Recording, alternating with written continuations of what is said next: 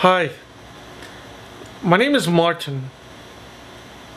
I'm making this video to try to help all the people of the universe and of all the universes,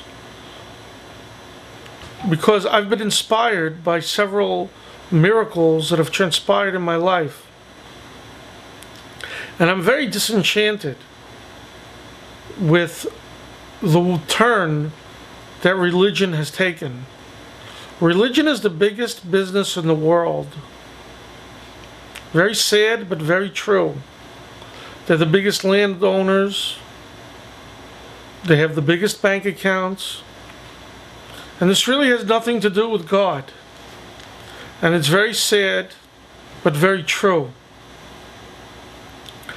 And so, what I'm doing today is I'm going to give examples of just how the average guy can reach out to the big boss, and whoever that big boss might be. It really doesn't matter. You don't need rituals in your life to make you a better person. What you need to do is to help others and to do what's right, sincerely. And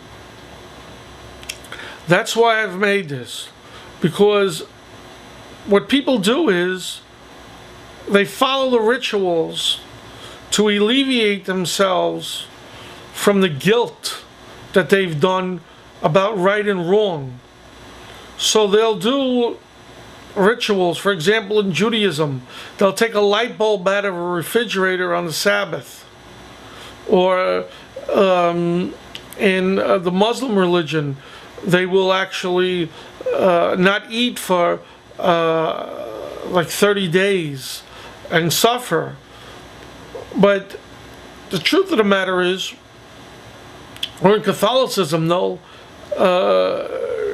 go and do confession. And these rituals help that individual alleviate their guilt. However,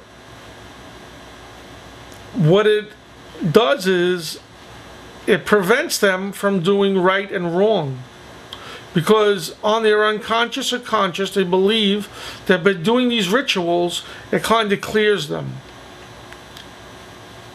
If you look at the 10 Commandments, which is my focus, there are no rituals. It's basic rules, gifts that God has given us. And if you live that way, you'll live a very peaceful, loving life. The first commandment is very simple. I'm God. You don't need to worry about anything else. Prior to the 10 Commandments, people took idols, they took sand, they made idols, they bowed to them, they bowed to cows, they worshiped planets. And after the 10 Commandments, God made it easy. So listen, I'm God. Don't worry about a thing. And that's what he did. And if you accept that, then you don't have any other gods, including money, including Michael Jackson, Madonna, Brad Pitt, Angelina Jolie, Tom Cruise. We're all human. There are no gods. And so, my first story took place approximately 5 years ago in the beach in Coney Island. In Brighton Beach, actually. And I was a very avid swimmer every single day, and a very strong swimmer. And I would swim every day and enjoy myself. On one very, very hot August night, and I used to swim at night, early in the morning. I thought I was cute, because I said I didn't need a lifeguard because I was such a great swimmer. So I would go early in the morning or late at night when the sun wasn't so strong. By the way, the ocean is the biggest cemetery in the world. Nobody should ever be cute in the ocean. But I went swimming on that very hot August day, and I swam straight out very deep, and I would swim back. I did this every day, and I thought I was Superman. On one given day, I went swimming. And when I got deep in the ocean, and it was 7 o'clock at night, I hit something that I never hit before. I hit this current that like sucked me like I was going down a toilet bowl. And I was exhausted. And I was in the middle of the ocean, and it was 7 o'clock at night. There was nobody to help me. I didn't panic. I kept on swimming. I didn't go anywhere. And I was exhausted, and I was tired, like I just ran a marathon. I didn't know what to do, but I didn't panic. And I laid on my back, and I floated, and I caught my breath like I went to sleep. I caught my breath. I said, okay, let me try this again. Tried to swim back. The current pulled me back even further. And the sun was going down. And I was tired. I went on my back, floated,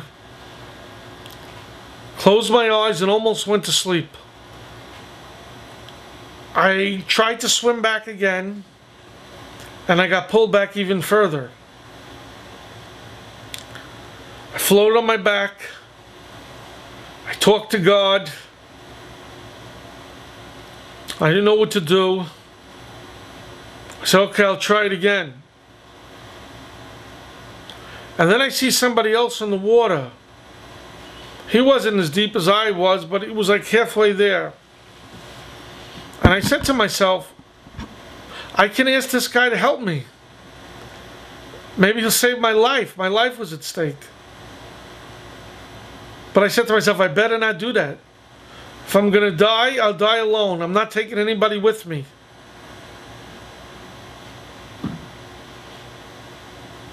That was one of the biggest decisions I ever made in my life. Either die or ask somebody to help me, and maybe they'll die. So I decided to go at it alone. I'm not taking anybody with me.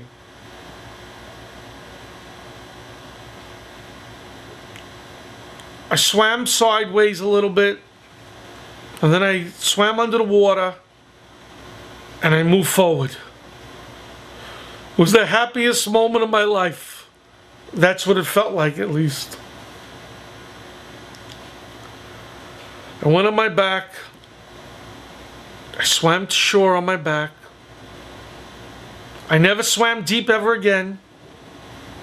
I swam side to side, rock to rock, up to my chest. I'm not cute anymore. But I'm pretty sure, and I got goosebumps all over my body, that night God saved my life because I did not ask that guy to help me. If I did, we both would have died. You can't read that in any rituals. You can't read that anywhere else but inside your heart. That old man will never know what I never did. But God knows everything. My religion is to do what's right. All the religions of the world are a big business. It's very sad, but very true. And I want everybody who's watching this to understand that you don't need your priest, your imam, or your rabbi to help you touch God. I've touched God with my own heart by just doing the right thing. And I'm pretty sure I'm alive today because I did not ask that man for help. There was nobody to help me. Only the hand of God.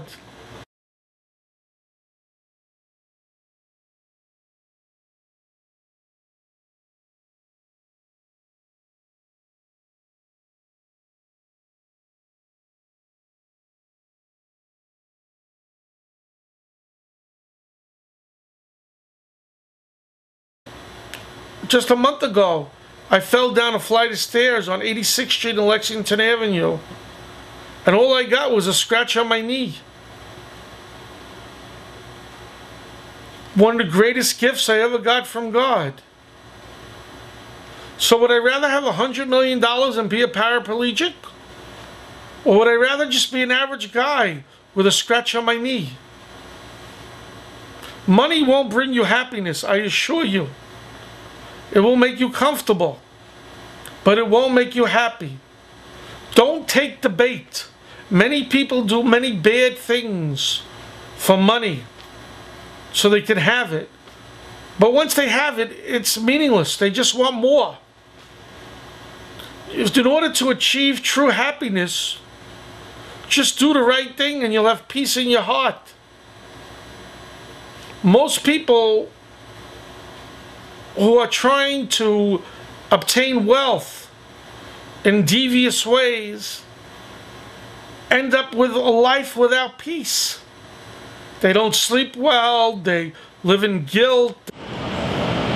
Hi, I'm here today to explain to those that are suffering and have some challenges in their life that there's something else out there.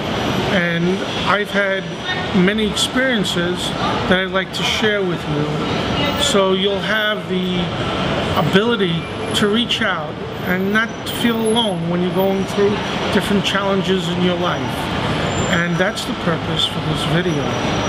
I'm giving you a helping hand so you will be able to reach out to whatever you choose or believe is God and a higher power. I'm a citizen of the universe. I don't believe in any particular religion or any particular religious documentation. I believe that there's somebody in charge of everybody, and I believe that there are many different religions and I respect them all, but I believe they're all businesses in some way or form.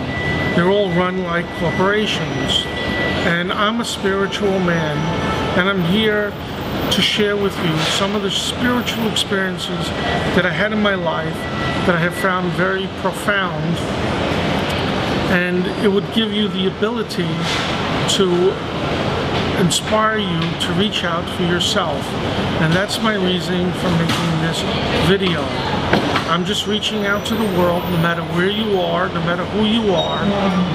I want to give you the information so you can reach out to God, whoever you think God is. It's just somebody who loves and cares us all. And I just wanted to share some of these events in my life that have been very profound, and I've kept them to myself for many years, and this is the opportunity that I've decided so I could make this video to inspire others. When I was born, I don't know the whole story, but I was told that a few weeks after I was born, I was brought to the hospital and I had basically died. And my mother prayed to God and I came back to life. This was the story I was told. I don't know any more information other than that.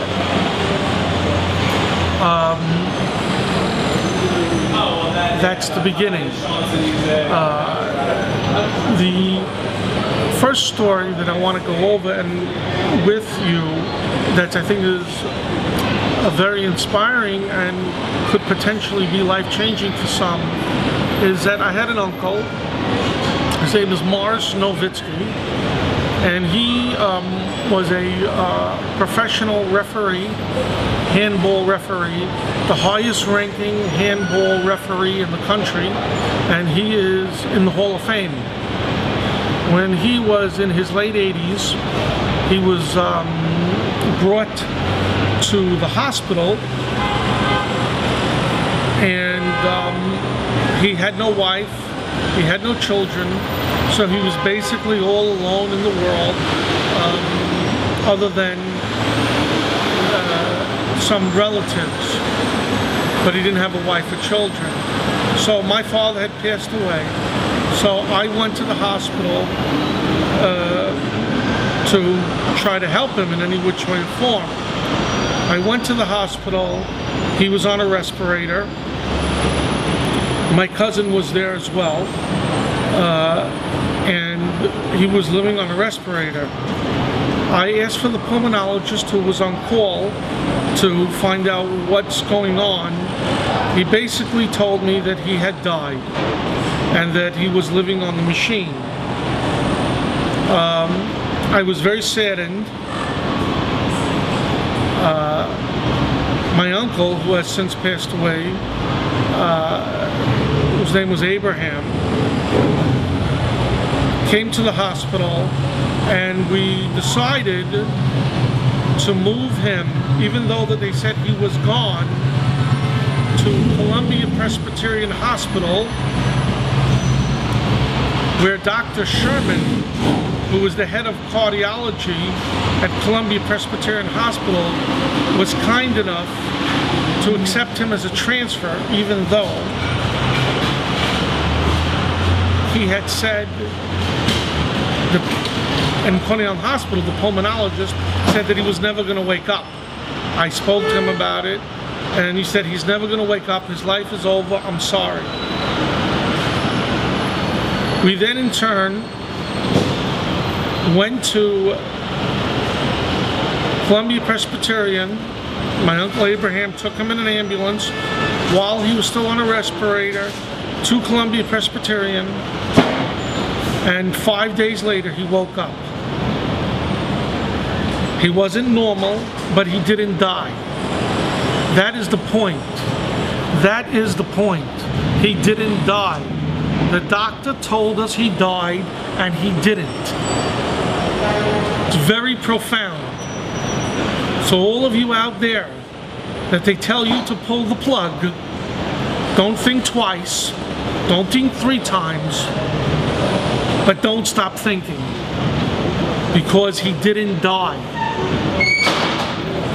He went home. He didn't live a perfect life. He was very sick. However, he did not die.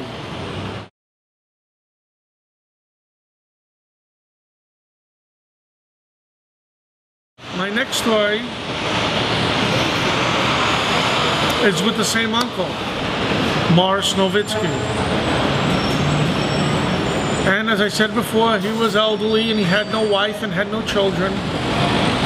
So he was making coffee and his pajamas burned.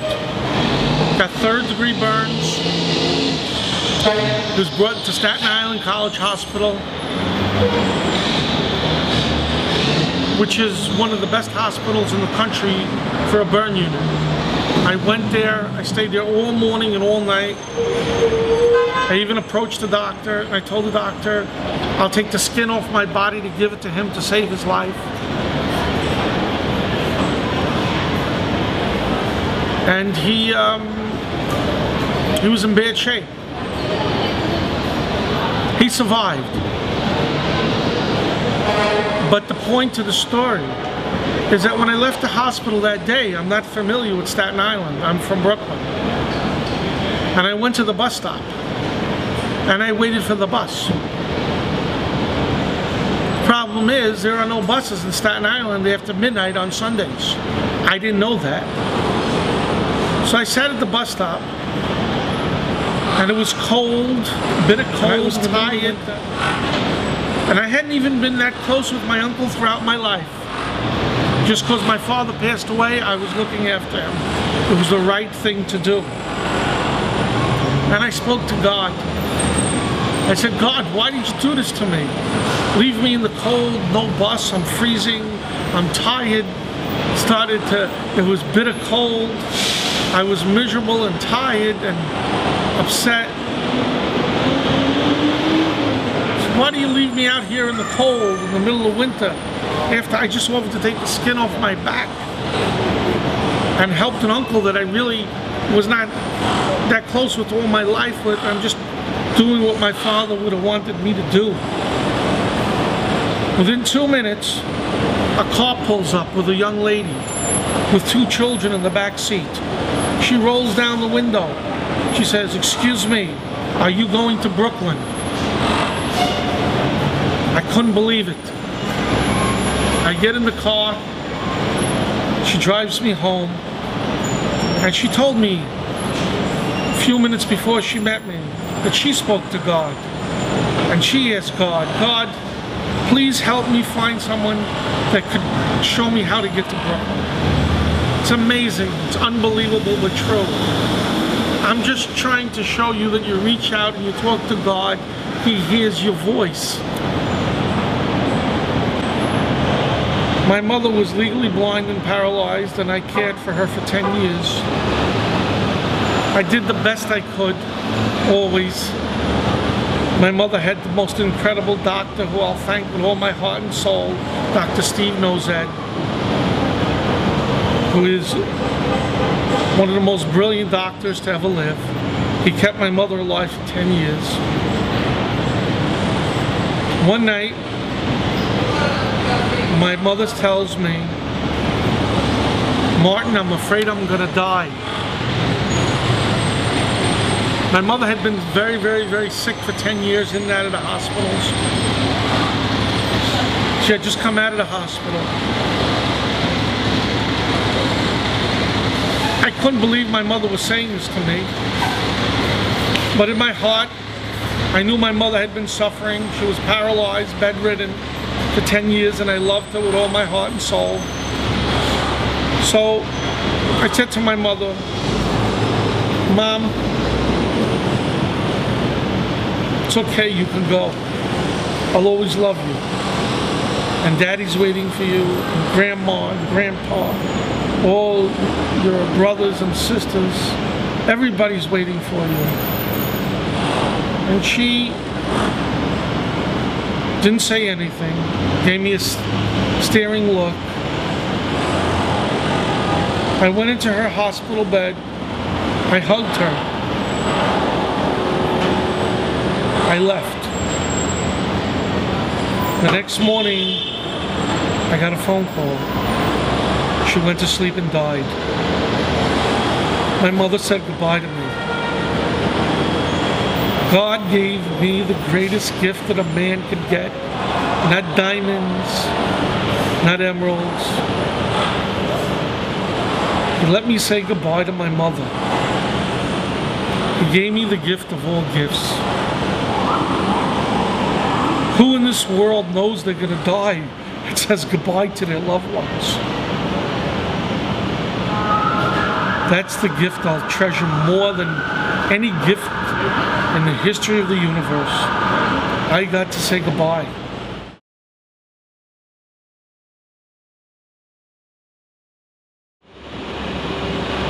I had a very close friend who I was very, very fond of. His name was Ian Rozier. As a friend, he was a terrific human being. When my mother passed away, he actually lived in England and Vancouver, most of the time in Vancouver. His family was from England, but he spent some time there. He actually flew to New York to be with me when my mother passed away. He wrote a 6-page letter, maybe a 5-page letter, when my mother passed away, telling me what a human being I was to take care of my mother. So he really comforted me in the death of my mother. When one of my best friends passed away at a young age, he helped me write the eulogy and was very supportive. However, in business, he disappointed me very deeply. And I was very, very, very upset with him. But as a friend, he was fantastic. So, one day, I called him and I told him exactly how I felt in a very sincere way about how he had treated me in business. He basically hung up on me, told me I gotta go, bang. Never would pick up the phone again. I was very, very upset because I had a problem. On one hand, as a human being, he was a wonderful human being. But as a businessman, bad news. I didn't know what to do. Couldn't keep calling him, harassing him. He ran one of the largest platinum producers in North America. It was a very, very large corporation. And I was very upset. Deeply, deeply, profoundly upset when he hung up. I tried to call him a few times. He didn't pick up the phone. I can't harass people. It's like harassing Bill Gates or Warren Buffett. You know, how many times can you call a guy like that?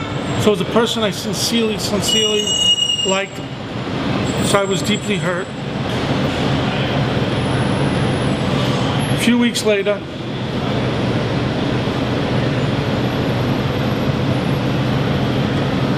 as a matter of fact, I didn't even sleep for a few days. I put it in God's hands. I knew God would somehow take care of it for me. A few weeks later, on a rainy day, miserable day, I decided to go to Manhattan. I ate in a certain place lunch. I walked down a certain street. 2 weeks later, I'm walking in the street down 57th Street and Park Avenue, and there he is, standing on the corner. I couldn't believe my eyes. I thought I was imagining this. The guy lives in Vancouver, Canada. I'm the only guy in New York he doesn't want to see. I'm the only guy in New York he knows. He sees me, he turns white. He hugs me, he doesn't let go. He turns to me. He says to me, "Who told you I was here?" I said, "Nobody." "Did you have me followed?" I said, "No." And I just pointed to the sky. He said to me, "Maybe I need to start becoming religious." We then sat down. He had a coffee in the Galleria. I subsequently yelled at him for an hour straight about my disappointment in business, which he never rectified. However, he said to me, not a man alive would have been so brutally honest.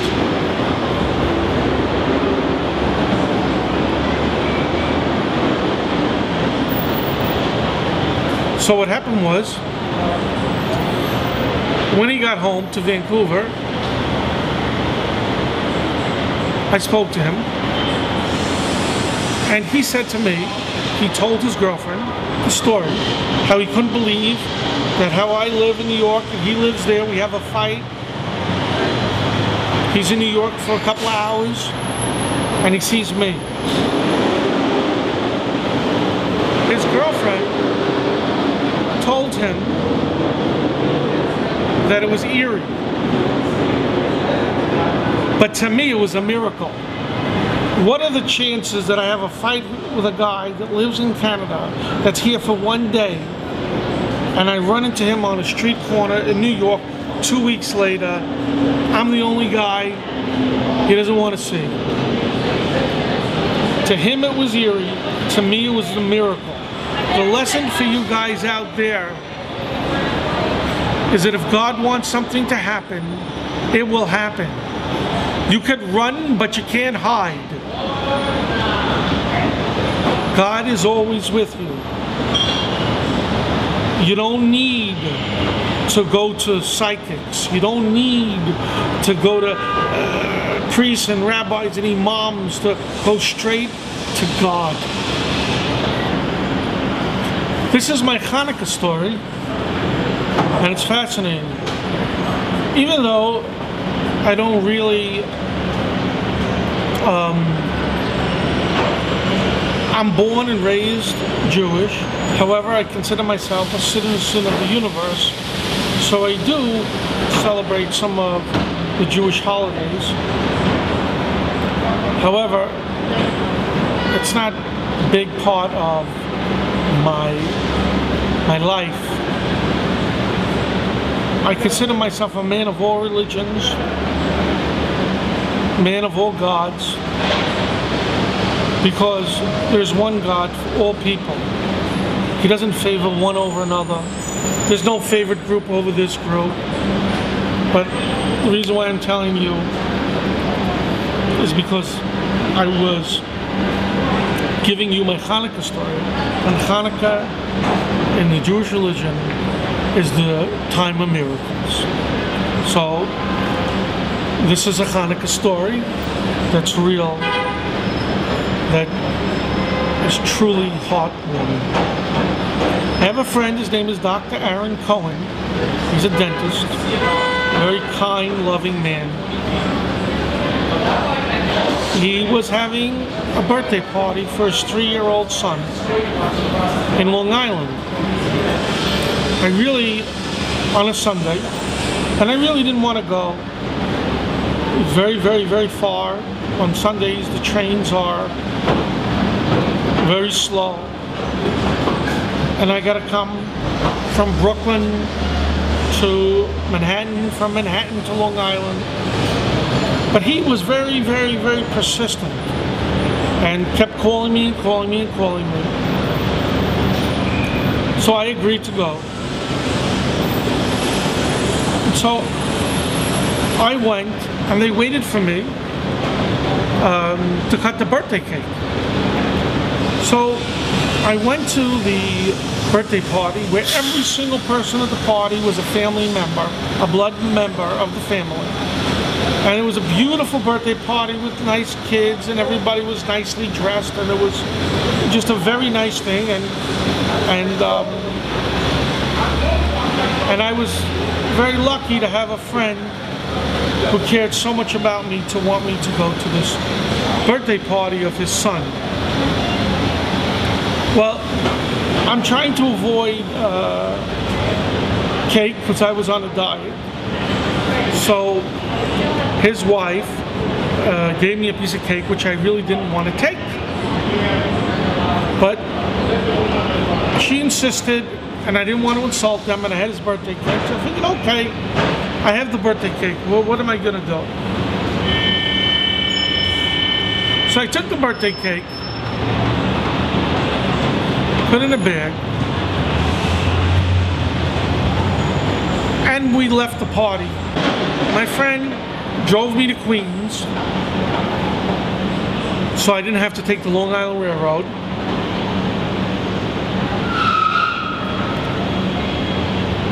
I got out of the car, I went down the escalator, I had the cake. I said, all right, I'll find a homeless person to give the cake to. I always give homeless people food. If you give them money, they're gonna potentially buy drugs or alcohol with it. There are at least 3 million people in America addicted to heroin. Give people food. That's the right thing to do.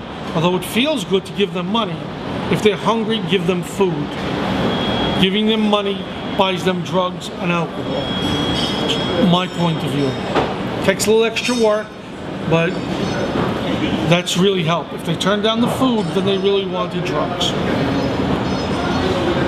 So I go down the escalator. I see a homeless man with a blanket over his head. I said, okay, here's a prime candidate. I'm going to give him the cake. I approach him. Excuse me, sir, would you like a piece of cake? He then turned to me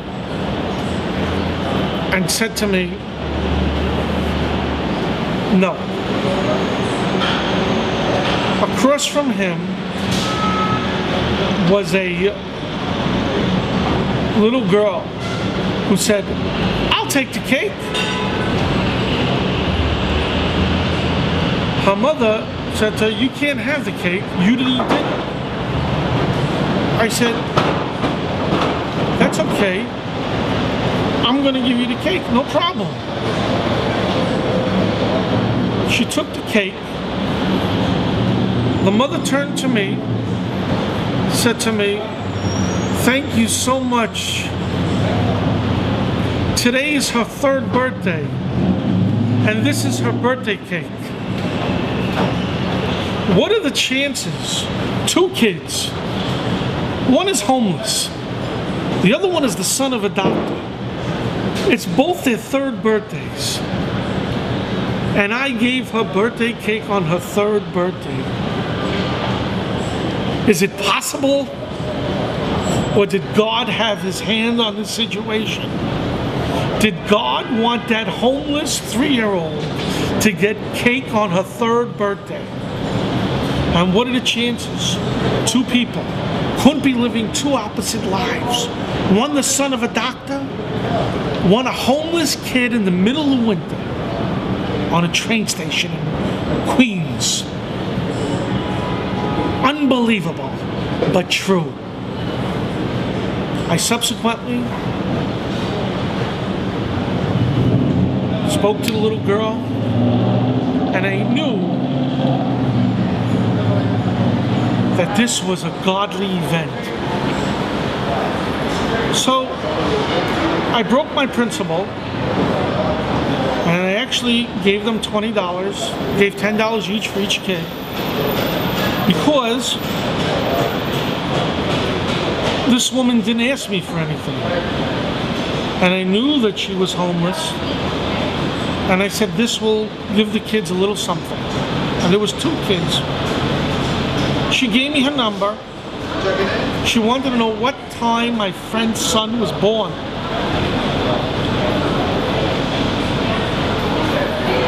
I then told my friend he was in awe, the Hanukkah miracle.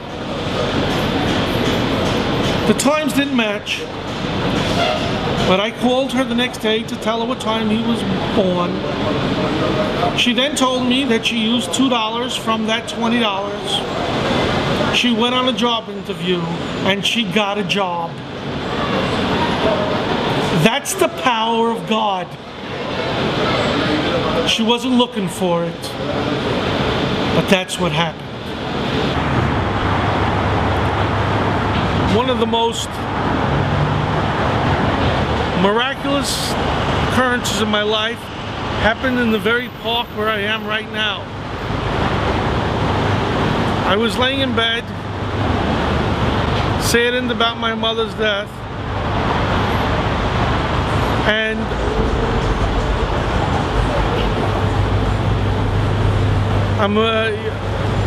I have this feeling to come to this park that God wants to talk to me. I was half asleep in the middle of the night. I don't recommend anybody to do this, but I just went with my feeling. And I walked to this park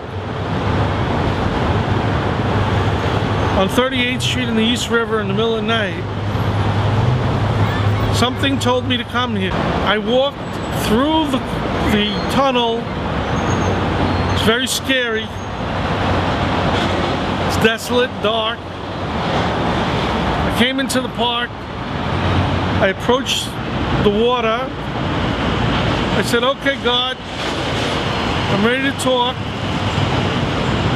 because I trust God unconditionally. I walked to the furthest end of the park. I look in the water, and I found a guy in the East River. I yelled to him, "What are you doing?" He told me he had jumped off the bridge. I knew that wasn't true. I saw his sneakers at the edge, but he was treading water in the East River. I tried to talk to him,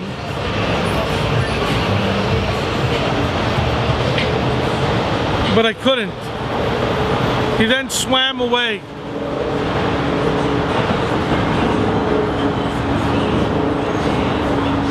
I didn't have a cell phone. I ran to the payphone I called the police. They said to him, "What are you doing in the water?" He told them the same thing, that he jumped off the bridge. And then he told the police that he's overreacting, that they're overreacting. They went in there, they got him, and they brought him to Bellevue Hospital.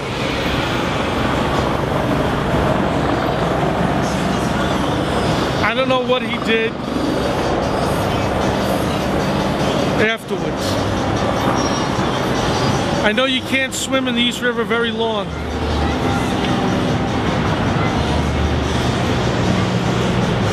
I don't know if it appeared to me as though he was committing suicide. As he told me, he jumped off the bridge, and the police, the same thing.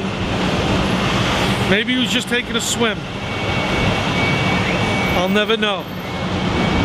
But I do know he's alive.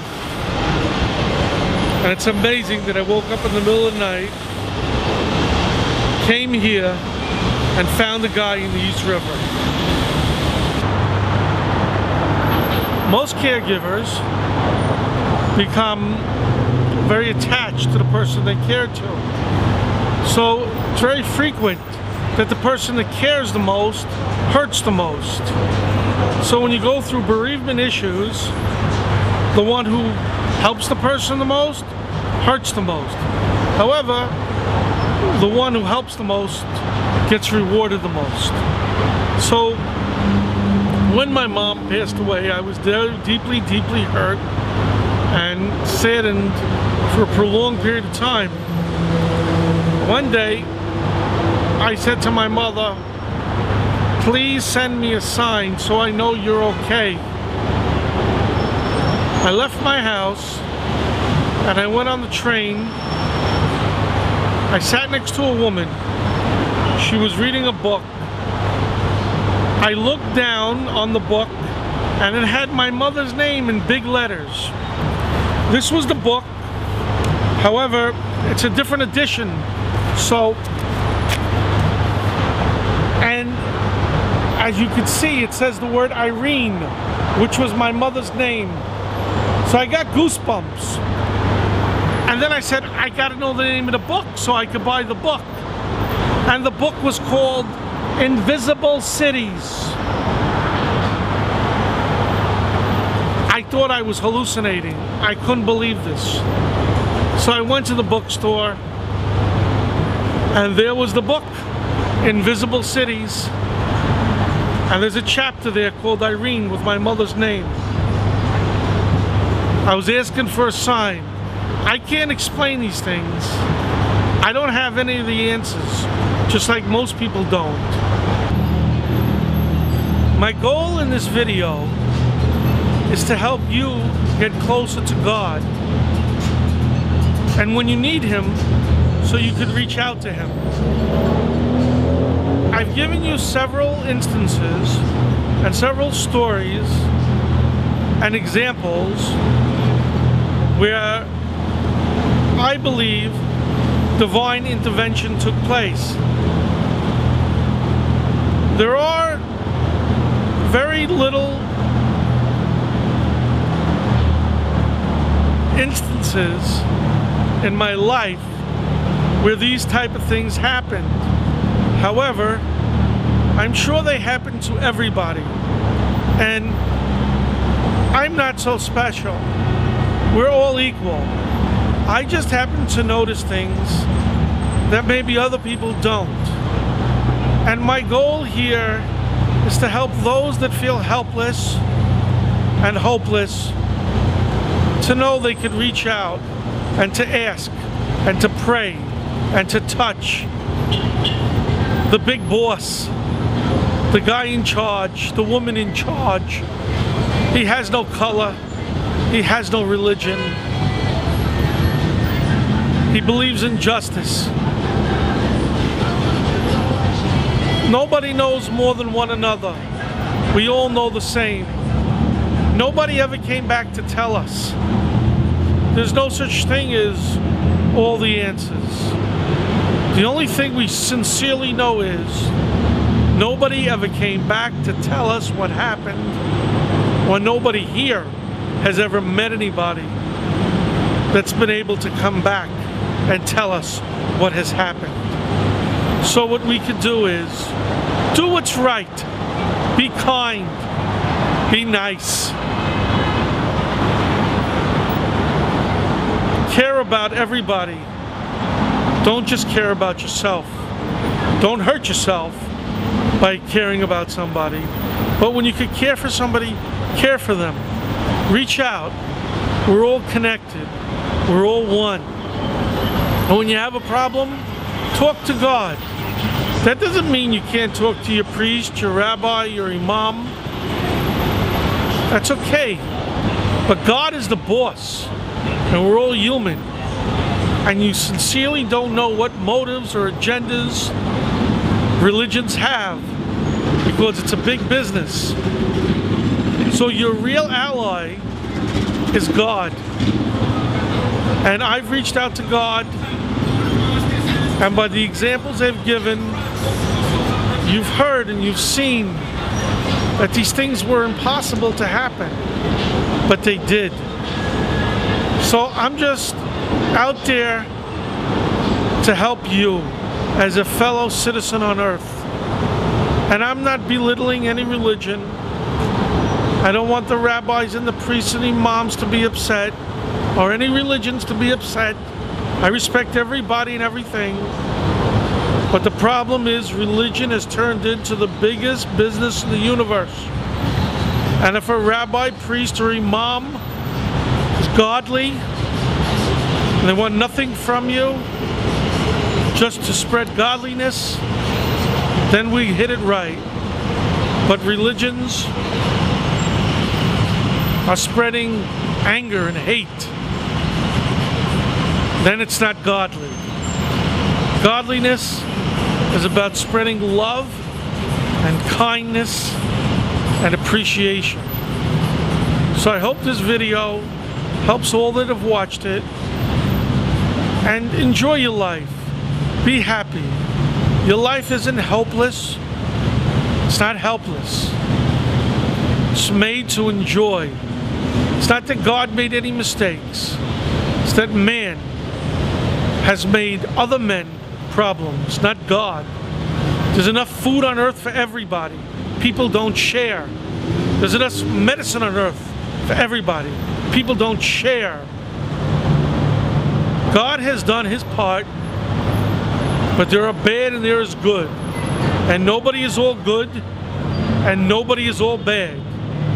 Everybody's a mixture of both. Just try to do what's right.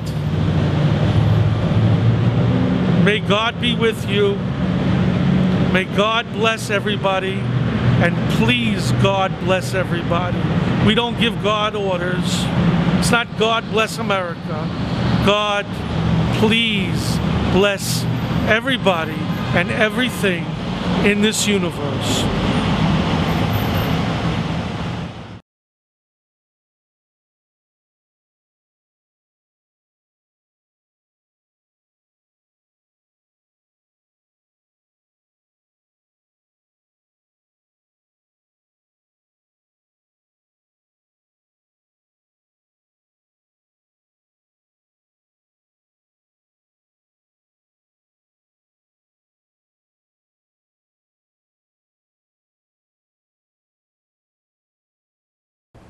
I want to thank everybody for listening to this stories.